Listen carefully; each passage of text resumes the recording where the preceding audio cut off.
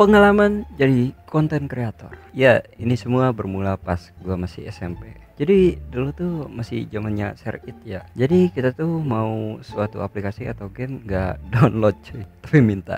Ya, soalnya di zaman itu wifi masih jarang ya. Dan karena kuota kita yang terbatas, jadi ya share itin dong. Nah, awalnya gua sering ngerekam kegiatan gua dan DKK di kelas. Nah, temen gua si gendut ngasih tahu gua, gimana kalau lu edit pakai aplikasi Pipa Video. Edit? Apaan dah?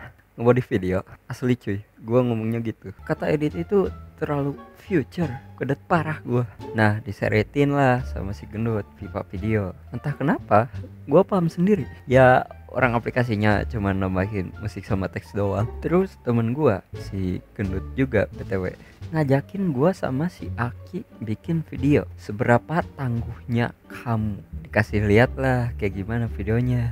Oke lah, kita bikin pas pulang sekolah di rumah gua. Beres bikin video, si gendut nyaranin gua edit videonya jangan pakai Viva Video tapi KineMaster.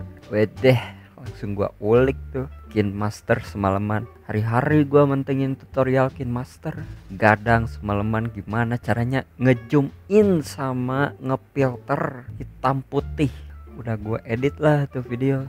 Cuman pas lagi libur sekolah, jadi gua ngisi waktu buat bikin video lain gitu. Gaya editingnya tuh aneh-aneh cuy, tapi ini lumrah di kalangan user KineMaster. Video mengeki saringan lah, video kagebunsin Majutsu lah, dan video meninggal keluar dari tubuh. Sejak saat itu gua hobi banget ngedit video di KineMaster. Tiada hari tanpa ngedit cuy. Gak ada bahan editan itu rasanya, bang minta editan bang.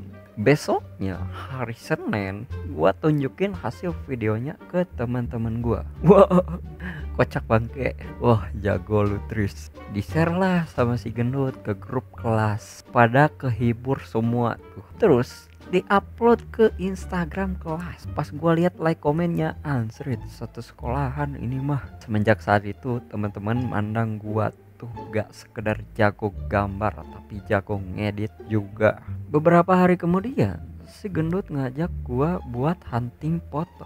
Karena kebetulan dia dikasih pinjam kamera ayahnya, kita hunting foto motor dia sebenarnya, motor fiction. Jepret upload.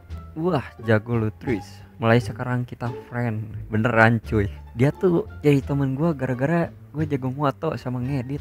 Tapi di situ gua ngerasa jadi punya backingan anjir. Soalnya si gendut itu Jagger ke-1 di kelas. Jagger tuh anggaplah blacklist ke-1. Jadi ya tuh kamera gak hanya dipakai foto-foto doang, tapi gua dikasih lihat sinematik motor. Weh, keren.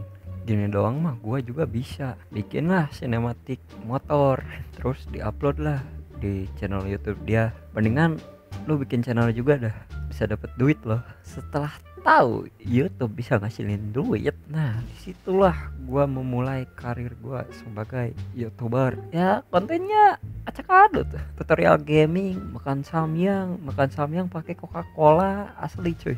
Ini bukan hiperbola, ini asli my kisah. Cuman channel kita tuh mandek di 100 dan 200 subscriber. Wajar lah, bikin videonya tuh buat seru-seruan doang. Apa itu konsistensi? Berhubungan udah graduate SMP, jadi gue dan si gendut akhirnya berpisah.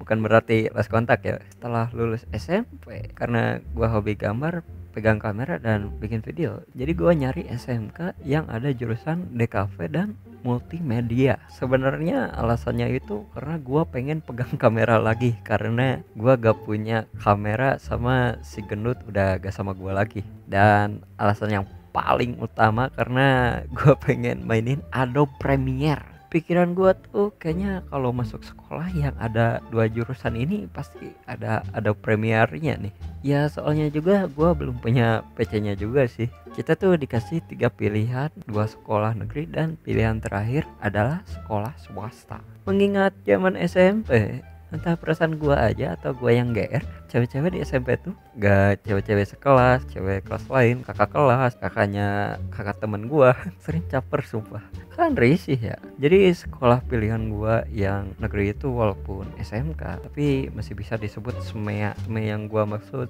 SMK yang jurusannya itu didominasi buat perempuan. Kata gua teh, ah ini mah pasti genre romance lagi. Tapi kalau keterima mah ya syukurlah. Alhasil gua keterimanya di SMK STM. STM itu yang jurusannya dominan buat pria ya. Emang rada disengaja juga sih. Soalnya gua gak begitu serius pas ujian nasional karena SMK negeri di kota gua mahasiswanya wajib botak. Yap, karena gak mau botak. Ya gua keterima di STM yang ada jurusan multimedianya. Tetap ada ceweknya, tapi anggaplah gak ada cewek di STM. Ini tuh udah kayak pria anjir. Wah, gila. Kayaknya gua salah milih sekolah dah. Kumuh banget ansrit. Sarangnya preman cuy, tapi untungnya gak ada bullying ya mahasiswanya. Nah disinilah gua kenal dengan si WYZXO